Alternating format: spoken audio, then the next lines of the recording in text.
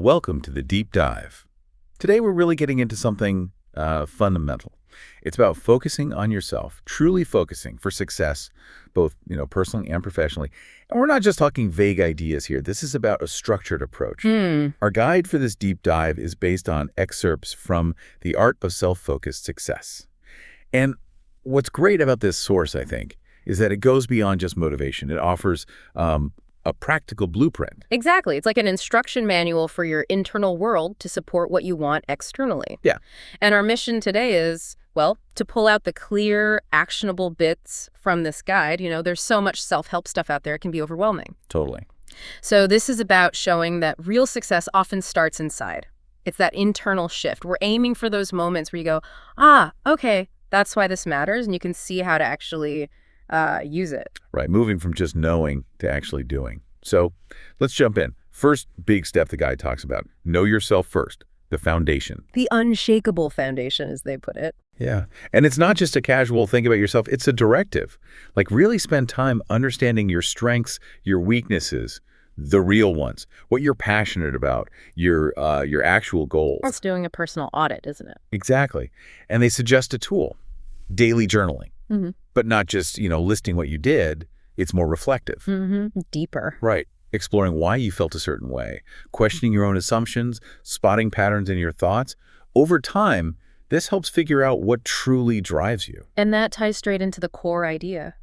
Self-awareness is the foundation of success. It sounds simple, almost obvious, right? It does. But deep self-awareness, that's tough. It means looking at your biases, your fears, maybe things you don't like about yourself. The guide argues that without this, we can end up chasing goals that aren't, well, ours. Like things that look good but don't feel right. Precisely. That autotelic slick they mention. You achieve something but feel empty. That journaling, that reflection, it helps you spot that misalignment. It's that aha moment, am I just busy or am I actually moving towards something meaningful to me? That's a powerful distinction. Busy versus purposeful. Okay. So once you've got that awareness building, the guide says, next step, set clear goals. Chart your course. Makes sense. Need a direction. But again, it's about precision, not just I want to be successful. It stresses breaking down big dreams into small daily actions. Actionable chunks. Yeah. The example they give is shifting from an outcome like be successful to a process like I will learn one new skill every month, or maybe I'll spend 30 minutes daily on skill X. And what's fascinating there, I think, is the psychology of it. We often know what goals to set, maybe even use SMART goals, but then we don't do it. The implementation gap. Right. Exactly. The guide suggests is often because the goal feels too big, too far away. But focusing on the daily process, I will spend 30 minutes, that builds a habit. It feels more manageable. Way more manageable. You get the satisfaction of doing the daily thing rather than feeling overwhelmed by the huge end goal. It makes the whole journey less daunting, more sustainable. I like that. Sustainable daily effort. Okay. Point 3 shifts gears a bit. It's about protect your energy. Cultivating your environment. Oh, this one's crucial and often overlooked. Yeah, the guide is pretty direct. It says, basically, avoid toxic people who drain your motivation. And also, maybe limit social media if it distracts you. Stern warnings. But it's not just about avoiding the bad stuff. Right. The flip side is surround yourself with positive, ambitious, and supportive people. It's presented as, like, a strategic choice about who and what you let into your space, your personal ecosystem. And connecting that to the bigger picture, it's not just about, obviously, negative people. It's the subtle drains, too, isn't it? Like what? Well, think about constant comparison on social media. It might not feel toxic in the moment, but over time, it can really chip away at your self-belief or pull your focus. Yeah, the comparison trap. So the guide talks about setting psychological boundaries. Maybe limiting exposure or being more intentional about which interactions you allow to take up your mental energy. Identifying maybe the 20% of interactions that cause 80% of the drain. So it's strategic filtering, not just cutting everyone off. Exactly. Conscious cultivation of your environment to protect that inner focus. Okay, that makes sense. Protecting energy leads nicely into fueling growth. Point 4, invest in learning. Continuous improvement. Yeah. The guide lists the usual suspects, reading books, listening to podcasts, tasks hello, taking online courses, but it frames it as an investment. Right. Not just a hobby. And there's a powerful quote, Success is not luck, it's preparation meeting opportunity. Really shifts the perspective, doesn't it? It absolutely does. It puts the power back in your hands. Preparation. And it directly links learning to earning, which is, often a key motivator. The more you learn, the more you earn. And for our listeners who really value knowledge, the guide adds a layer here. It's not just any learning. It's about curating it, building a compounding advantage. How so? Well, it suggests things like cross-pollination learning, actively looking for insights outside your main field that can spark new ideas, new solutions you wouldn't have otherwise seen. Connecting dots across different areas. Precisely. So when an opportunity does come up, your broader preparation means you actually recognize it and know how to act on it. Preparation meeting opportunity, it's an active strategy. Strategic learning, not just consuming information. Got it. Okay, Yeah. so you're learning, you're growing, but you need to apply it effectively. Point 5, master time management.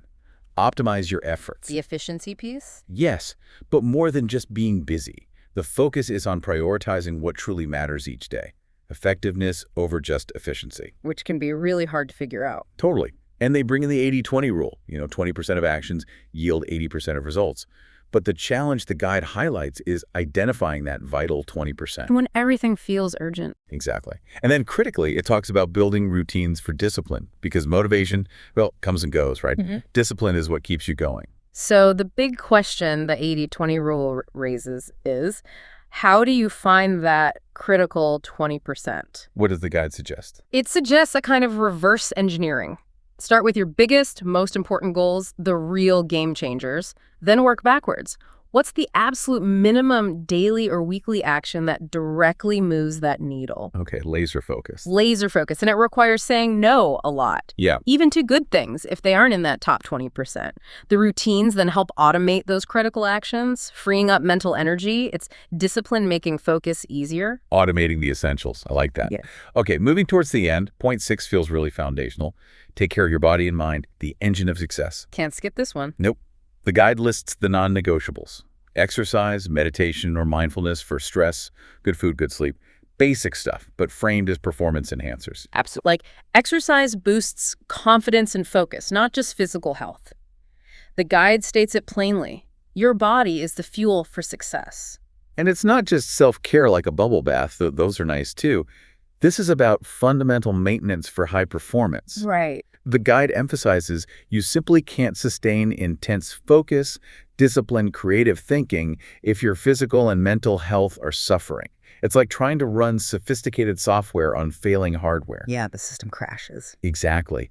These practices build resilience, sharpen your thinking. They're the quiet engines powering everything else we've talked about. Okay, engine running smoothly. Final piece. Point 7. Believe in yourself. The internal compass. The mindset piece, hugely important. And the guide hits hard here. Self-doubt kills more dreams than failure ever will. Wow, that lands, doesn't it? It really does. Our own internal critic is often the biggest barrier. So the counter, an affirmation. Success starts when you tell yourself, I can do it and I will do it. Cultivating conviction. Yes. And crucially, reframing failure. Failures are lessons, not the end stand up stronger every time. That resilience factor. And what's fascinating, linking back, is how this belief underpins everything else. You can have the best plans, the perfect environment, all the knowledge. But if you don't believe you can do it. Exactly. The first real challenge hits, and that lack of belief can make you crumble.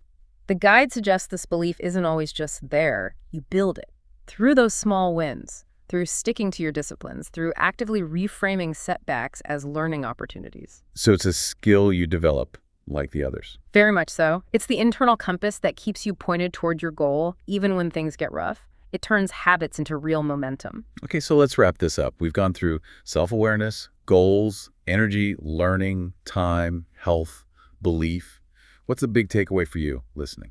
I think it boils down to that quote near the end. Which one? Focus on yourself, not on comparing with others. Your journey is unique. In this world of constant comparison, it's almost revolutionary. It feels liberating, doesn't it? Just focus on your own path. The core message seems to be, keep improving, stay disciplined, don't give up. It's that steady, conscious effort on your own growth. And that final quote the guide leaves us with is pretty intense. Be so focused on your own growth that you don't even notice who's watching.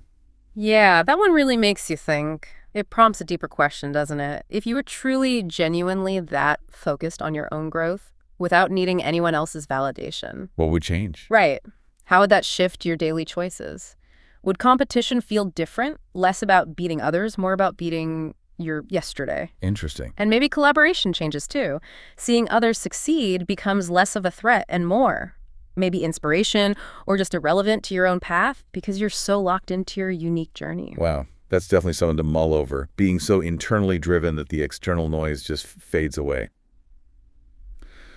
A powerful thought to end on. Thank you for joining us on this deep dive. Until next time, keep learning, keep growing, and keep focusing on your incredible journey.